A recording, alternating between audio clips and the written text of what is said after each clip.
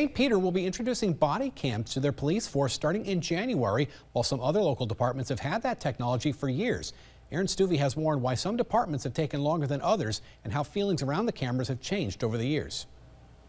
Police body cams have become a staple of the law enforcement toolset, but not all departments have adopted the change. The St. Peter City Council voted to equip officers with body cams starting in January. The addition will also come with an overhaul of the department's data and evidence system. Mankato made that overhaul nearly 2 years ago and says that the logistics of implementing such a system can be a hurdle for many departments and is a leading reason why some departments still haven't implemented body cameras. Cost is certainly a factor. The cameras themselves are fairly inexpensive.